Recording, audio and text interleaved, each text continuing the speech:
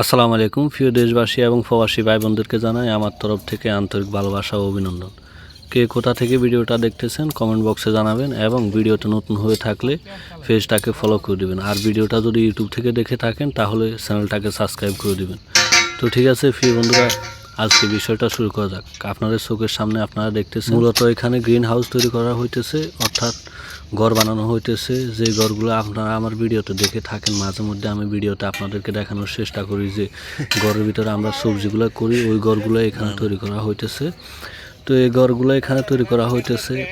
এখানে যে কাতার সরকার আছে, ওই কাতার সরকারে এই ঘরগুলো এদেরকে ফ্রিতে দিছে। এই জন্য এরা মনে করেন এই ঘরগুলো নিয়ে আসে সরকার থেকে, আসার পরে এদের এখানে নিয়ে আসে এগুলা ঘরগুলো সবগুলো এরা ফিটিং করে বানায়। হ্যাঁ, বানানোর পরে এখানে ভালো ভালো সবজি যেগুলো আছে এই ঘরগুলোতে চাষ করে। যে দামি দামি সবজিগুলো আছে এবং ভালো ফসলগুলো আছে, ওই ফসলগুলো মূলত গ্রিন হাউসে চাষ করে, যাতে করে পোকামাকড়ে আক্রমণ না করে, ফসলগুলো ভালো হয়।